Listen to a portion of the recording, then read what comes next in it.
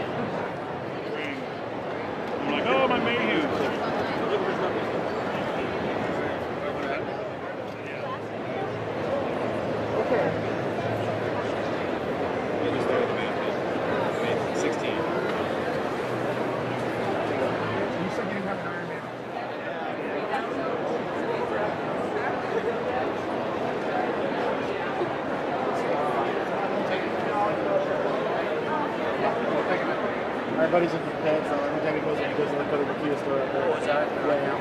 Yeah. He'll come back with it.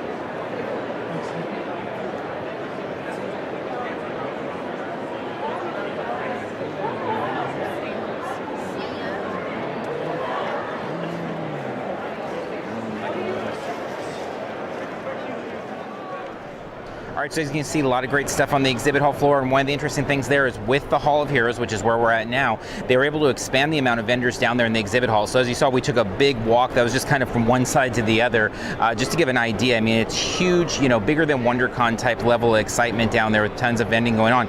And then separate hall entirely here at the Hall of Heroes. This is on the 3rd floor, so it's interesting because you got to go up a couple escalators. Weren't really sure how this was going to work when it was first introduced. We know that's how they do it at Emerald City and a couple other cons as well to kind of break things up and just to accommodate all the people here. That being said, I think it works really well. You've got all the cosplay stuff here. It gives all ample room to have the photo shoots, backdrops, lots of fun there. You've also got a big Lego village over here set up, as well as all of the stars for the photo ops, as well as the signings all in here. So as it gets into the really big crowds in Saturday, Sunday, even Friday here earlier in the day, bigger crowds, makes for more space, and generally up here more space to go around, and then obviously down the exhibit hall too. So let's take a little bit of a look at this Hall of Heroes and show you some of the fun stuff that's up here.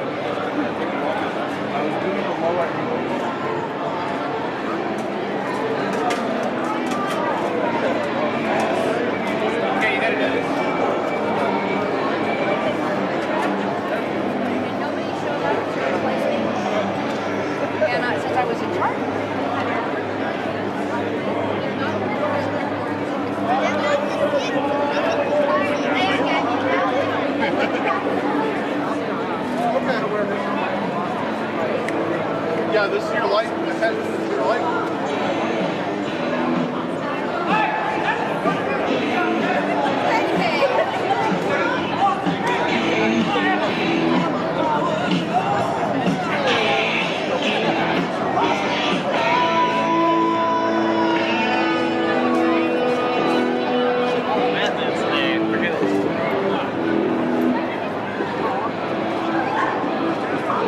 Mike, check it out, Mike.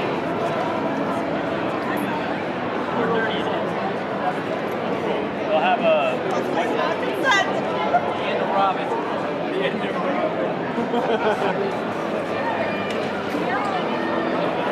Hi, handsome. How you doing? Can you see record out?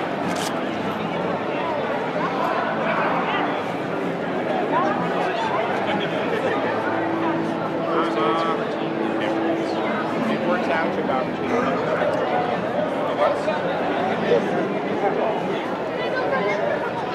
Thank you. No, it's new. It's great.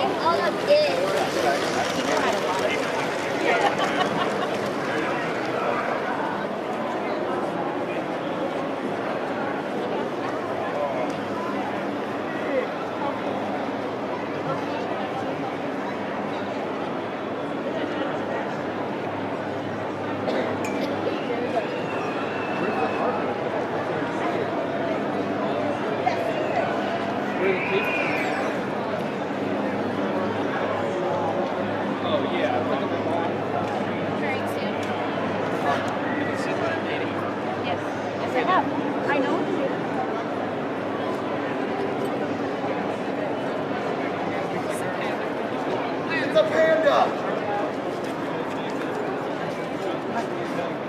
How are you? I gotta get a picture with the panda. He's so cuddly. It's so fluffy! That's my tasting hard.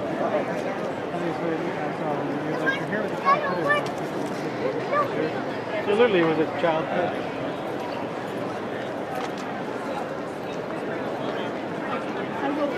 Yeah, Boyd over it.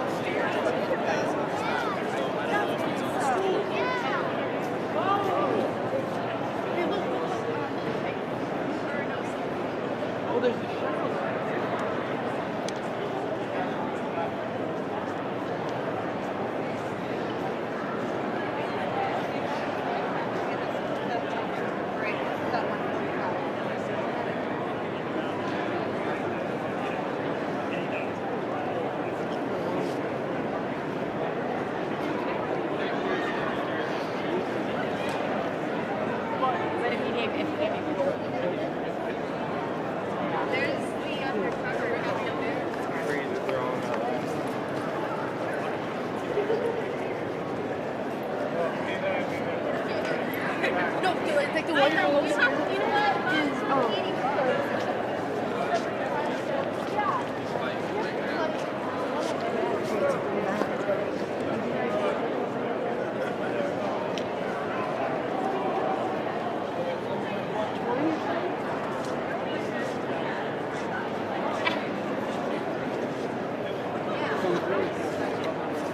Is very up.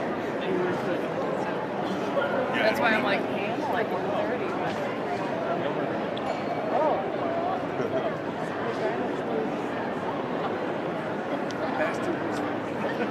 You want to see you want to Then we walk back over.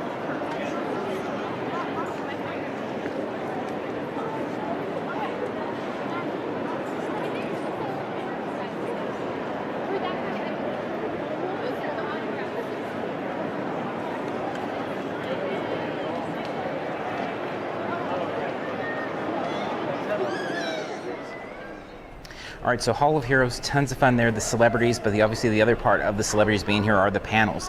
Now, another change this year for Phoenix Comic Con, and this one, not such a good one in our opinion, is that there's no video allowed in the big ballroom. So they moved the ballroom actually up here to 301. It's a bigger room, I believe. It's about 4,200, 4,500, somewhere in that vicinity. Nice, huge room. They've got some great people here this week with Katie Sackhoff, Jason Momoa, a bunch of other fun, very influential people in the kind of geek industry right now, but unfortunately we can't share any audio or video from any of those panels. This is a trend we've seen at several cons we've been to in the last couple of years, as we're seeing more and more of the agents or the talent having issue with video, and so I'm not sure what that's all about, why. Have some theories about it, but it's unfortunate because we'd love to share this stuff with you, but we can't from there. That being said, video is allowed in the smaller panel rooms. They've got sci-fi tracks, horror tracks, steampunk tracks, gaming, anime, comics, tons of stuff to see there. So we're going to take into a couple of those panels just to give you a few snippets of some of some of the fun that's here, but definitely check out the Phoenix Comic Con website if you want to look more at what the panels were, or check out our website parksandcons.com to look at 2014. Some great moments there of John Barrowman twerking and Stephen Amell talking about the salmon ladder and all sorts of other fun there. Batman 66 reunion panel. They do a really good job of putting some great talent and some fun surprise moments like Stan Lee and Todd McFarlane showing up to interview him, things like that from the last few years. So unfortunately we can't take you into the big ballroom, but we can tell you lots of fun there, and they do a great job with the programming. So let's look at a couple snippets of the panels and then we'll wrap things up.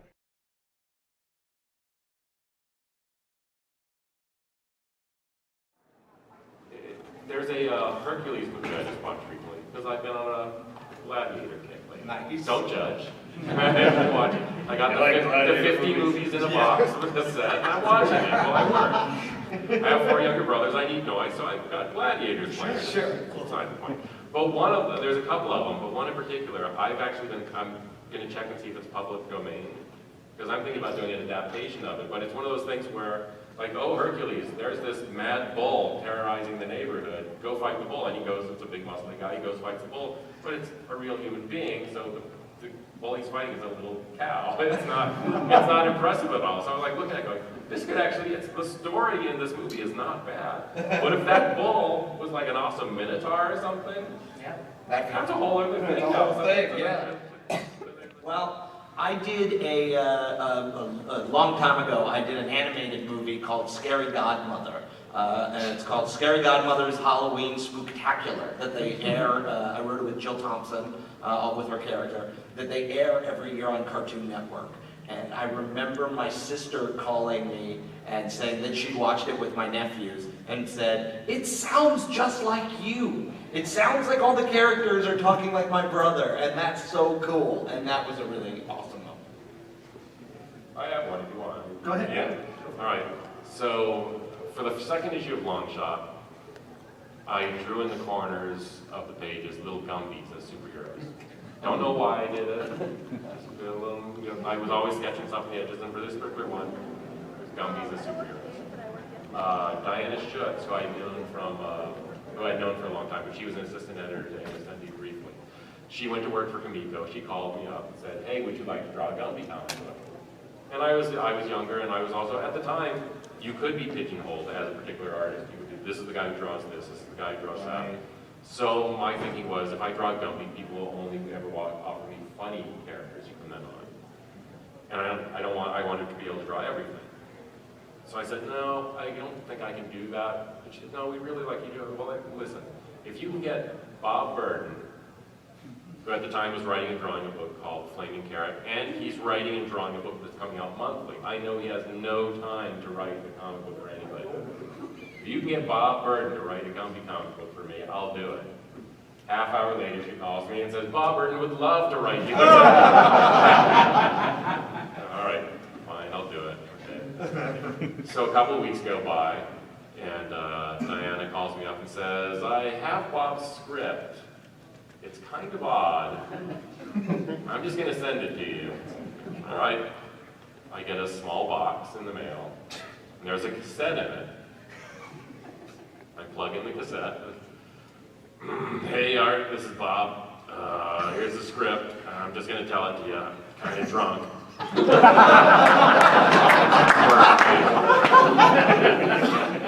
called up Diane and said, can you transcribe this? She did, so I didn't have to work from a cassette ultimately. Wow. But that's pretty good. That's a pretty good one. Was it full script or just plot? And then the carrot says, yeah. For me,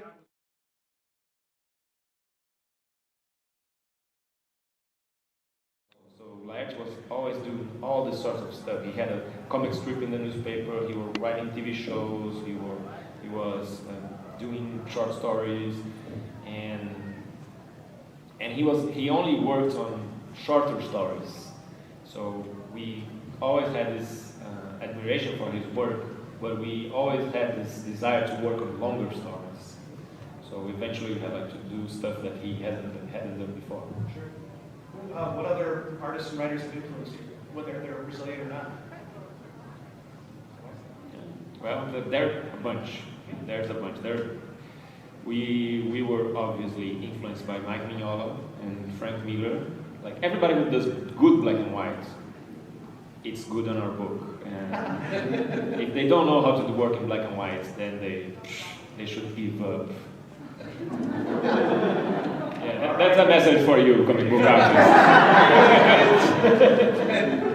Get your black and white on. Yeah. Yeah.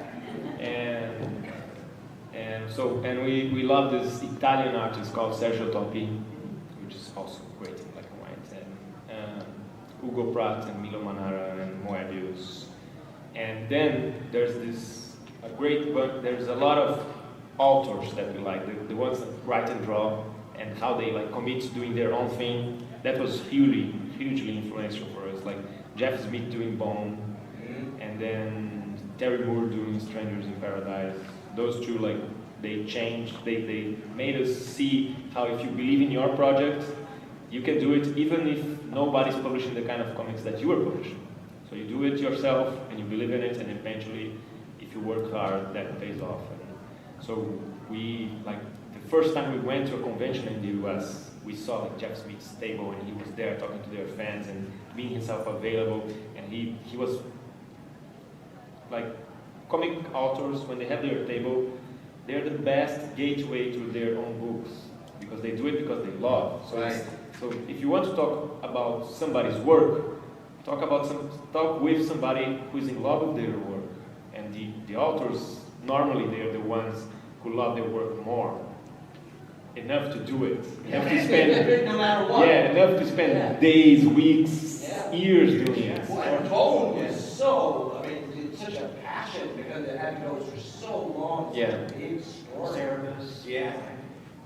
So, yeah, and the list never ends. There's always, like, Eduardo Rizzo is a guy from Argentina, and he followed this great Argentinian tradition of Brescia, and it's... How about outside? So in addition to all the programming, the signings, the artists, the floor, all of that, one of the great things at Phoenix Comicon that we've consistently liked, and it just gets bigger every year, is how the con just spills out into the downtown area. So as we look down here, I mean, there's tons of cars out on the street. They literally close the street off. Some have moved as the day has gone on. There was a lot more there earlier in the day. Tomorrow, Saturday, is going to be even more of that. But there's all sorts of extra, blood donation, marrow donation stuff, a stage with all kinds of nerd rock, food trucks. Lots of stuff just spilling out into about, I think they use 3-4 different hotels as well with different tracks of programming as well, so that it goes beyond just the convention center itself. Programming here goes to like 2 a.m. every day, so it's like the party just really doesn't stop until obviously get into the very early of the next morning. There's nerd burlesque, there's comedy shows, there's gaming areas, there's a Lego activity area, there's literally a haunt, like a full-on Halloween haunt experience that you can go through, laser tag, just so many things you can do, a film festival. Tons of great things to do. We're going to take you for a little bit for a look at just a tiny slice of them. As I said, there's just too much here to all encompass in one video here, but let's just take a look at a couple of the fun things out there.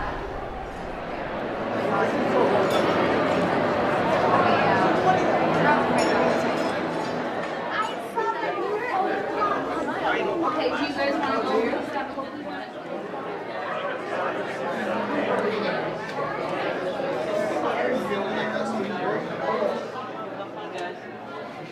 Okay, it's either Minecraft or Gravity Falls. If they're cartoons. Just like,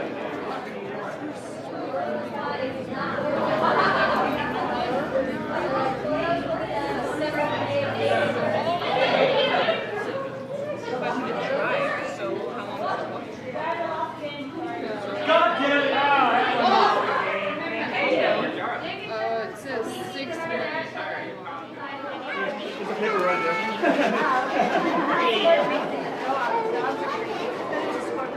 Oh, I didn't see it. I couldn't that. And then wait, That's usually everybody's first word.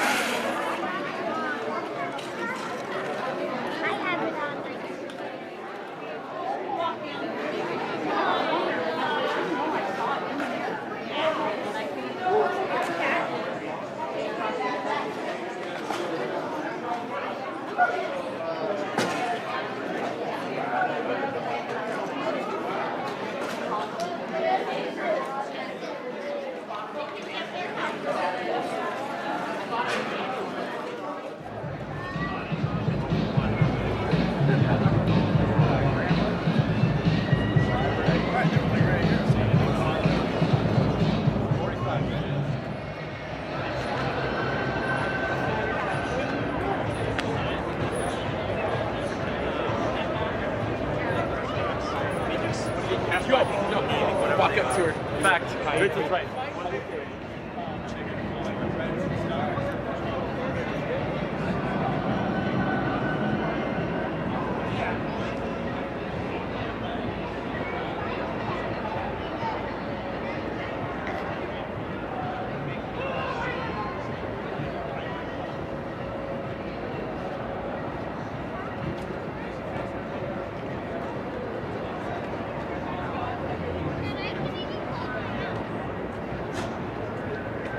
Dad, look, it's the Batman recycle.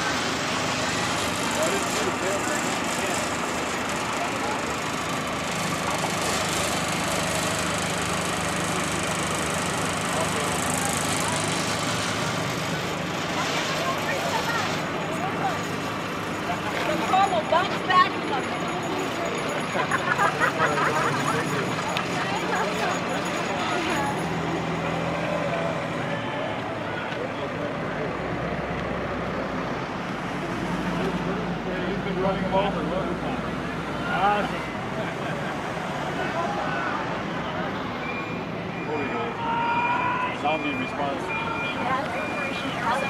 Recently restored governmental control. That's all. I am one hell motivated, highly good. Ready to go. Hold! Hold! Where the blades? Oh, the blades has the light! Line up! Now we are still entering our forward line quickly! Where's the rest of our line?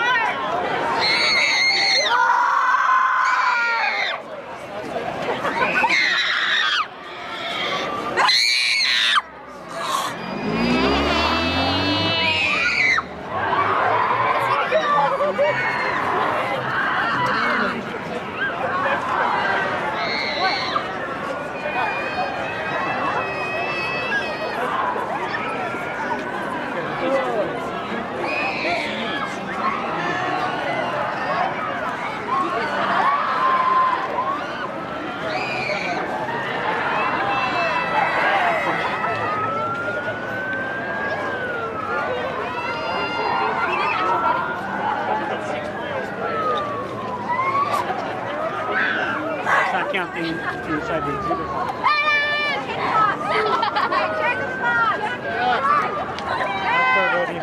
Jack! Over here, Jack, behind you. Your voices.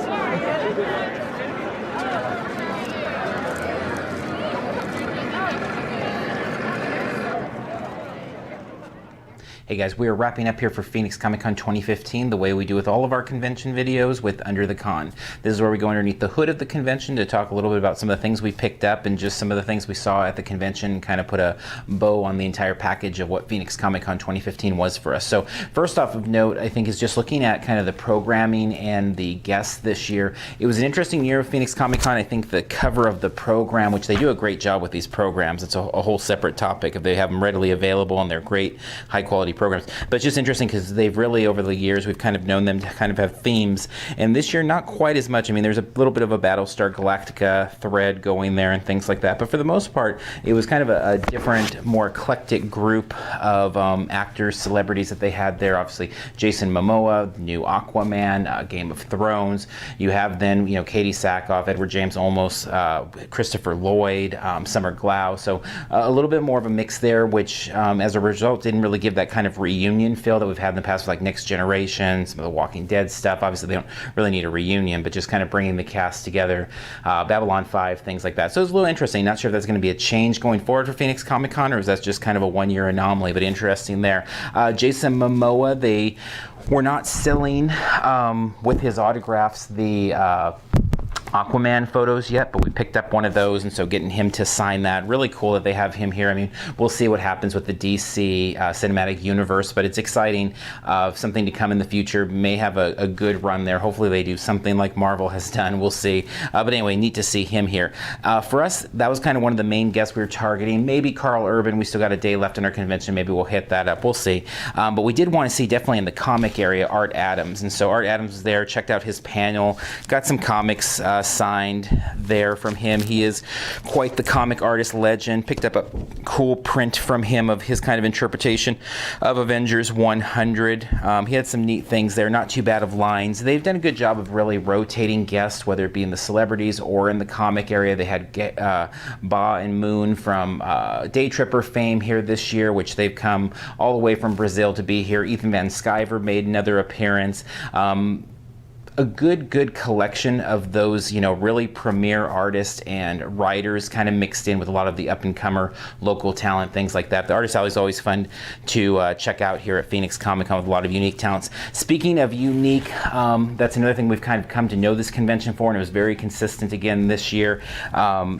Things that we just haven't seen other places, and so to show a couple of those things, Kat Martin, artist, you can check her out on all the social media platforms. We'll talk more about it in our podcast, but she does these really cool altered landscapes, and so we picked up a few of those, of these different you know, kind of classic scenes from, you know, throwaway paintings from 20, 30, 40, 50 years ago, but then adds these, you know, BB-8 and different Star Wars characters, Little Mermaid, stuff like that.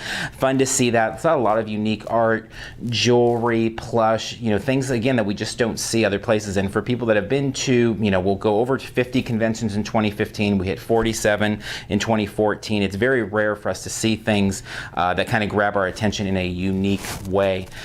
T-Turtle was there with some new shirts, cool stuff there with the Disney princesses, with Leia and telling a spooky tale with Darth Vader as the villain there. But lots of shirts, lots and lots of shirts. I mean, Styling Online, superheroes stuff, picked up a new Black Lantern hat there, lots of that type of stuff, but also just a lot of neat, you know, kind of one-off shops selling their unique takes, and a lot of mashups, as kind of is to be expected in the convention scene these days. But just, you know, fun stuff. Again, haven't seen this shirt, haven't seen that one. I mean, we'll see T-Turtle at other places, but I'd say at least 5, 6, 7 booths there with Marvel, DC, Star Wars, Star Trek, kind of unique takes of things that we haven't seen at other conventions, and so that was fun.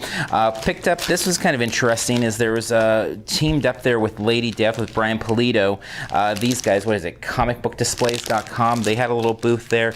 They were selling these nice frames that work specifically for the types of things that you pick up at cons. Most specifically, we're picking it up tomorrow. We didn't right now, but they just got these nice comic book frames to frame your comic comic books, which is something that's always interestingly lacking in most places you go, including even Michael's and stuff like that. Picked up some comics. I mean, the comic scene there is again consistent with last year. Not a ton of new comic dealers. I mean, I think Comic Madness is the main new dealer there. So if you're looking for last week's books, there's not a lot of selection there, but there's a good selection of bins, dollar books. Not much in the 50-cent way. I'd say $1, $2, $5, $10. A lot of those types of bins. A lot of great wall books there, mostly Bronze and Silver Age. Nothing much Golden Age there, but a lot of the Daredevils and Fantastic Four, Batman, those types of things. And then a toy scene.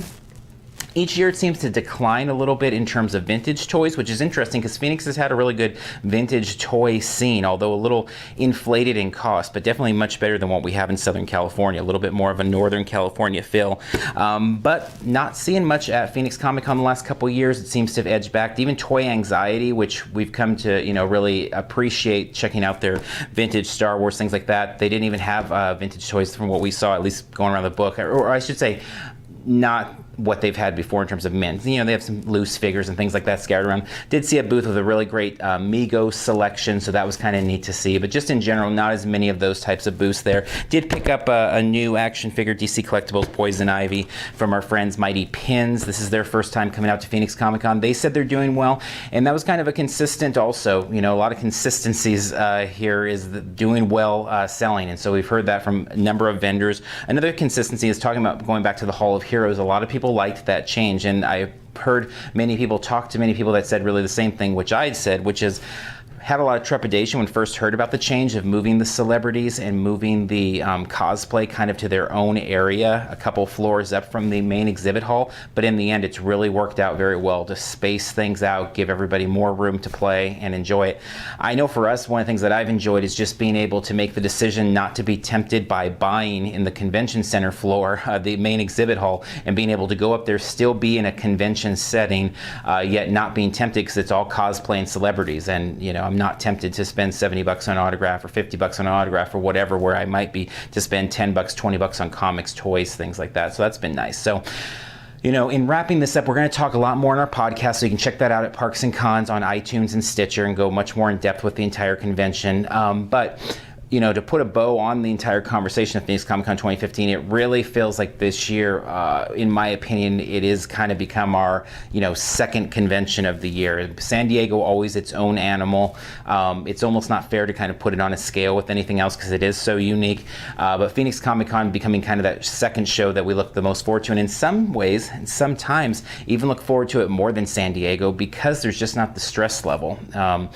Looking at the amount of fun that they pack into this downtown area, it's crazy immense, and yet you just never have that, crazy stress that you do at a place like San Diego. We just did a whole loop around the downtown area. Every hotel is embracing the con. The streets are embracing it. The pedicabs are embracing it.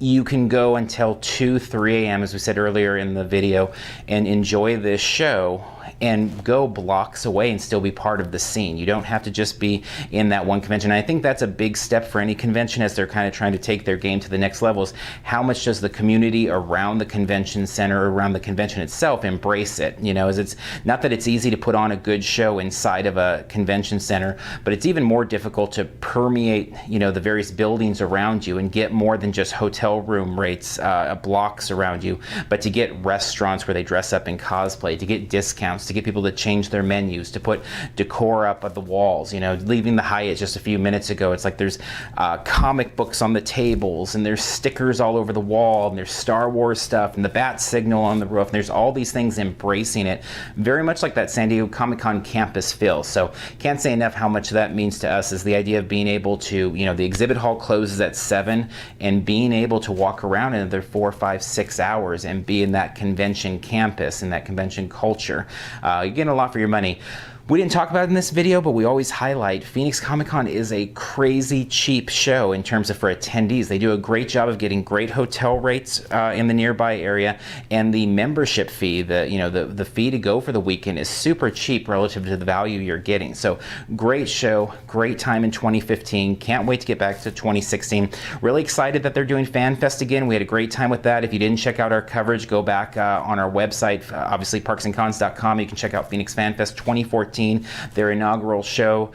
We really had a good time at that show. I mean, it no way is the same thing as this. It's a much smaller show. It doesn't take over the whole area, but we had a lot of fun. It was a really great show for a first-year show. We can't wait to get back out here in December. Phoenix has a great convention scene. We look forward to amazing coming up after that out here in Arizona as well. We love coming out here for these shows, and they do a great job embracing cosplay and just comic culture in general. So we're going to go ahead and wrap up here. As I said, check out parksandcons.com to see more of our coverage of this show and all of the shows. Lots of short videos there as well. And also go over to iTunes and Stitcher, check out our podcast where we'll have a little bit more of an in-depth conversation about Phoenix Comic Con. So until next time, we'll see you in line somewhere.